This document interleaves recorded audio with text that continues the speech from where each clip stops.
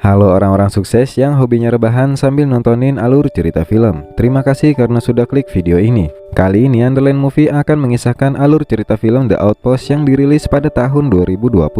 Film ini mengisahkan tentang pertempuran satu unit kecil tentara Amerika Serikat di salah satu lembah gunung Afghanistan.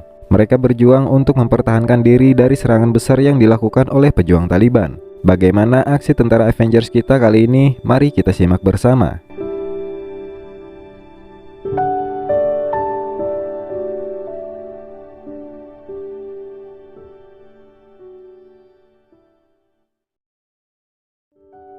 Pada tahun 2006, tentara Amerika Serikat mendirikan beberapa pos jaga di utara Afghanistan. Tujuannya agar terhubung dengan warga lokal dan menghentikan aliran senjata serta pejuang Taliban dari Pakistan. Salah satunya adalah PRT Kamdes, dibangun di lembah terpencil yang sepenuhnya dikelilingi oleh Gunung Hindukush. Setelah itu, kita akan diperlihatkan beberapa tentara Amerika yaitu Sersan Romesa dan para tentara rekrutan baru yang bernama Gallegos, Sekusa, Yenger, dan Kirk. Mereka akan ditugaskan di pos PRT Kamdes di bawah pimpinan Kapten Keating.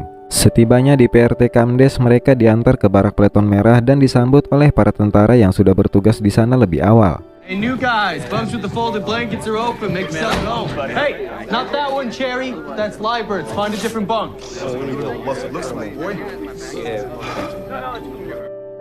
Keesokan harinya, Sersan Romesa dan para anggotanya melihat-lihat keadaan sekitar pos penjagaan. Mereka terkejut melihat lokasi pos penjagaan tempat mereka bertugas sangat terbuka dan sangat mudah untuk diserang oleh pasukan musuh. Ketika mereka sedang berbincang, ada salah satu tentara Amerika yang sedang membawa anjing. Kemudian Kapten Jahid, seorang tentara nasional Afghanistan, menghampiri anjing itu dan bercanda ingin menembaknya. Dan saat itu tiba-tiba mereka diserang oleh pasukan Taliban.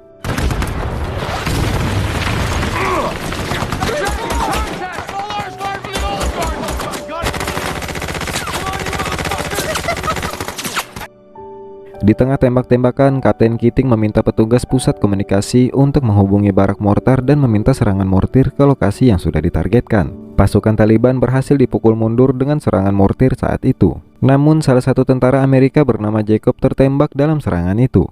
Kapten Cordova yang juga seorang dokter langsung menanganinya. Dari serangan itu, Sersan Romesa menyadari kalau lokasi pos penjagaan itu memang sangat rentan terhadap serangan musuh. I'm coming. Jesus, what the fuck happened? Motherfuckers. Hey, what do you need? I told you this place is a shithole. Yeah. Well, it's ours now.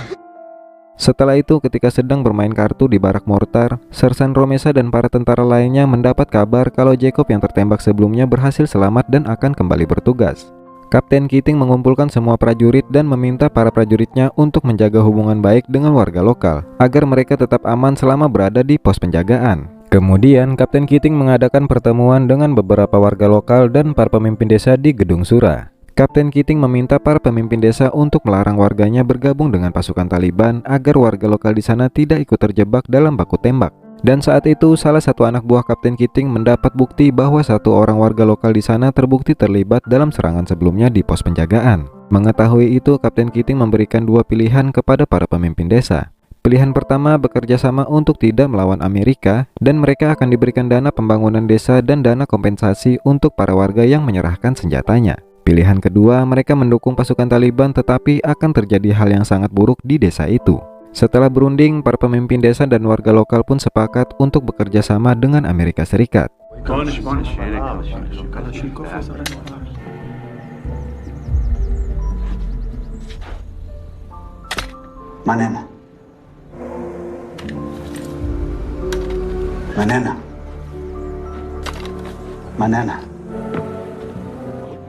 Manena.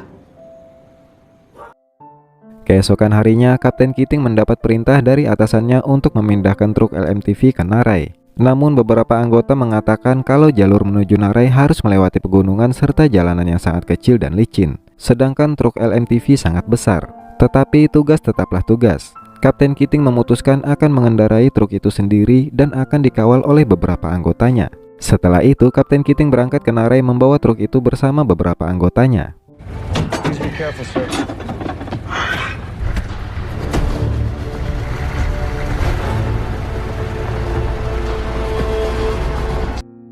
Di tengah perjalanan, mereka harus berhenti karena markas pusat menginformasikan lewat radio kalau ada sesuatu semacam mesin terlihat tidak jauh dari posisi mereka. Carter dan Sersan Romesa pun keluar dari truk untuk memeriksanya. Tapi ternyata itu hanyalah seekor ayam yang sudah mati. Dan saat itu tiba-tiba truk mereka terperosok dan jatuh ke jurang.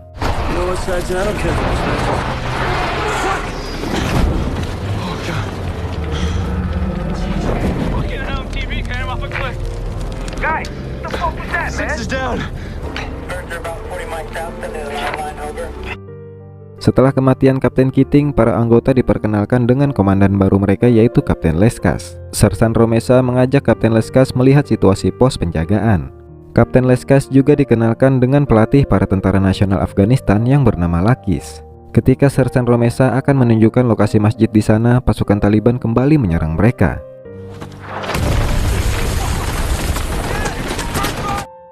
Setelah serangan itu, mereka melakukan patroli di atas perbukitan sekitar pos penjagaan. Di sana, Sersan Romesa berkata kalau pos penjagaan mereka sangat mudah untuk dihancurkan oleh pasukan Taliban. Setelah itu, ketika mereka sedang istirahat, Kirk melihat satu warga lokal yang sedang mengambil foto cam mereka dengan ponselnya. How you doing? Come here. Come here. Come here. Haji, fucker. I should fucking wax you. Kemudian mereka menginterogasi pria lokal itu. Pria lokal itu bernama Nasir. Dia mengaku kalau dirinya dibayar pimpinan desa untuk mengambil foto cam mereka yang rencananya akan diberikan kepada Taliban. Setelah itu, Kapten Leskas mengadakan pertemuan dengan para pemimpin desa dan meminta mereka untuk mencari tahu orang yang sudah memerintahkan Nasir. Karena tidak mendapat jawaban, Kapten Leskas menahan uang dana pembangunan desa yang sebelumnya dijanjikan oleh Kapten Keating untuk warga di sana. Kapten Leskas berjanji akan memberikan uang itu jika para pemimpin desa membantunya menemukan orang yang sudah memerintahkan Nasir.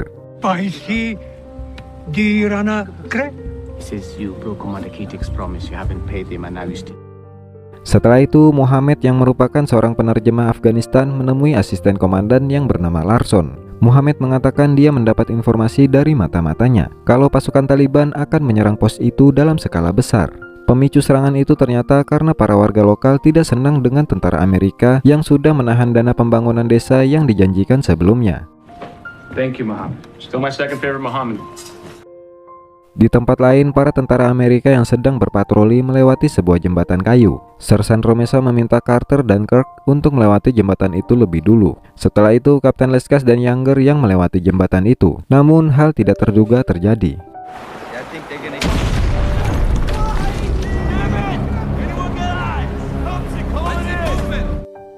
Lagi-lagi para tentara Amerika kehilangan komandan mereka.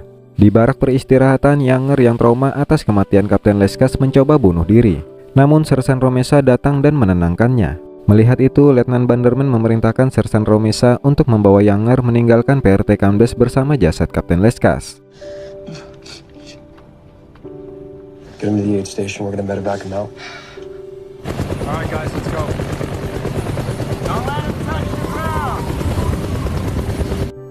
Setelah tewasnya Kapten Leskas, PRT Camdes dikomandoi oleh Kapten Broward. Kapten Broward berkata pos penjagaan akan ditutup pada bulan Juli dan meminta para anggotanya memfokuskan seluruh usaha untuk menutup pos itu. Keesokan harinya, seorang tentara Afghanistan yang bernama Malek melapor kepada Kapten Broward kalau dia menemukan sebuah kartu pemilu dari pria warga lokal di jembatan tempat Kapten Leskas tewas. Dia menduga pria itu adalah pelaku pemboman di jembatan tersebut. Sersan Romesa dan beberapa anggota lainnya akan mencari pria itu di desa-desa terdekat. Namun untuk menjaga kedamaian dengan warga lokal, Kapten Broward menolak dan mengatakan kalau petugas investigasi yang akan menanganinya. Justice will be served, Sergeant. Okay, sir. Thank you.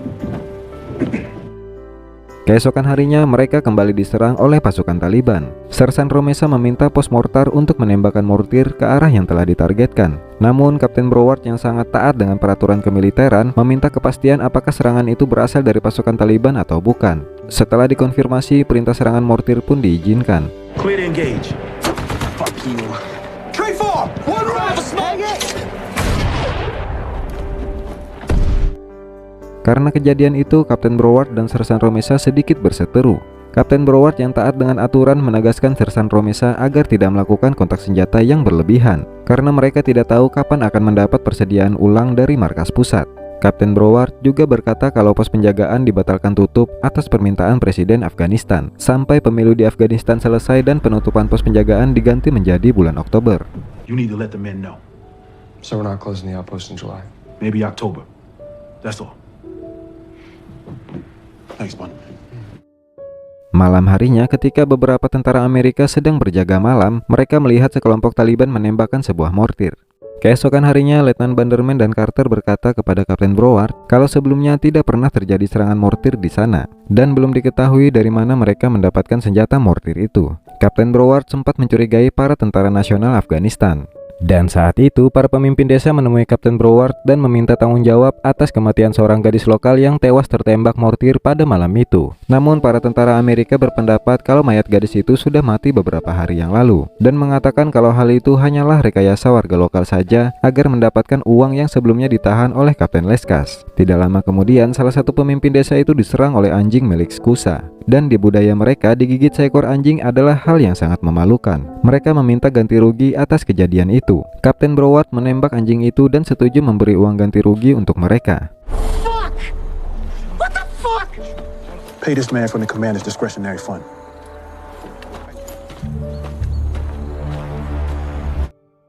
Keesokan harinya, Kapten Broward berkata kepada para anggotanya kalau dirinya telah dibebas tugaskan dan akan digantikan oleh Kapten Portis hingga pos penjagaan ditutup pada bulan Oktober. Kapten Broward meminta Letnan Banderman bertanggung jawab sementara sampai Kapten Portis datang. Dan pada 3 Oktober 2009, ketika para tentara Amerika sedang berjaga seperti biasa, Mohammed berkata kalau para penduduk desa telah pergi dan ratusan pejuang Taliban akan menyerang pos penjagaan tentara Amerika. Dan tidak lama kemudian, ratusan pejuang Taliban datang untuk melakukan serangan besar-besaran ke pos penjagaan tentara Amerika Serikat.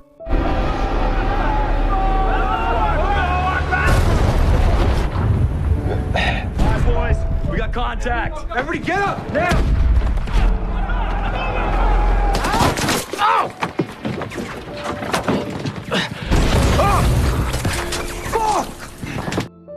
Letnan Banderman memerintahkan pos mortar untuk melakukan serangan mortir. Namun para tentara Amerika yang berada di pos mortar juga diserang oleh pasukan Taliban. Karena itu, tim mortir tidak bisa melakukan serangan. Karena serangan yang begitu besar, Letnan Banderman meminta dukungan dari pasukan udara. Namun karena cuaca yang buruk, bantuan udara baru bisa bergerak setelah 2 jam ke depan. Pertempuran itu berlangsung sangat sengit, di mana 53 tentara Amerika Serikat harus menahan serangan lebih dari 400 pejuang Taliban. Banyak tentara Amerika yang tewas dalam serangan itu.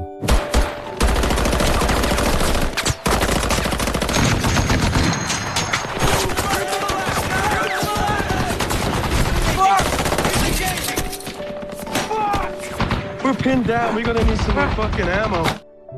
Pasukan yang dipimpin oleh Kapten Portis memberitahu Letnan Banderman kalau mereka sudah tiba dan sudah mendarat di puncak gunung. Kapten Portis meminta pasukan Banderman untuk bertahan sampai pasukan bantuan tiba di sana. Karena diserang dari berbagai arah, Sersan Romesa berkata kepada Letnan Banderman kalau dia akan mengambil alih gerbang depan pos penjagaan bersama beberapa anggota lainnya, karena ada senjata mesin di sana yang bisa mereka gunakan untuk bertahan dalam pertempuran. Let me do this. Sir. Alright, if we're gonna do this, we gotta call a net switch. Check? Check. Bro, wait for Hill's machine gun. Alright? Check. Namun sesampainya di gerbang depan, mereka harus bertempur melawan ratusan pasukan Taliban yang mulai mendekati gerbang depan. Beruntung bantuan dari udara tiba saat itu dan membombardir pasukan Taliban tersebut. Dan akhirnya tepat pukul 6 sore, pasukan yang dipimpin oleh Kapten Portis tiba di sana. Pertempuran pun berakhir. Banyak tentara Amerika yang terluka dan tewas dalam serangan itu.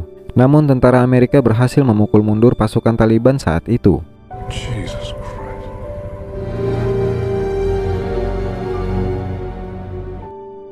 Setelah pertempuran itu, Letnan Banderman melapor kepada Kapten Portis bahwa 27 tentara Amerika Serikat terluka, 8 orang tewas, dan belasan tentara nasional Afghanistan terluka parah. Setelah tragedi pertempuran itu, pos penjagaan resmi ditutup pada bulan Oktober 2009. Para tentara Amerika dipulangkan kembali ke markas militer Amerika Serikat.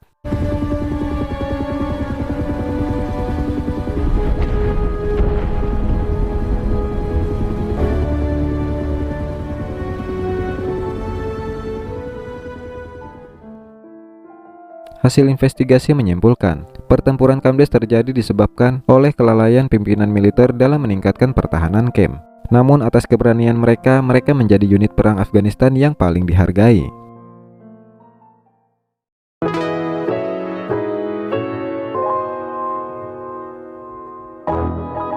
Seru sekali brother ya filmnya. Film ini diangkat berdasarkan kisah nyata. Tapi kita tahu film-film perang Amerika yang dibuat hampir semuanya tidak sepenuhnya sesuai dengan peristiwa yang sudah terjadi. Jadi nikmati saja karya mereka, nikmati saja karya saya, dan saya persilahkan kalian bertempur di kolom komentar.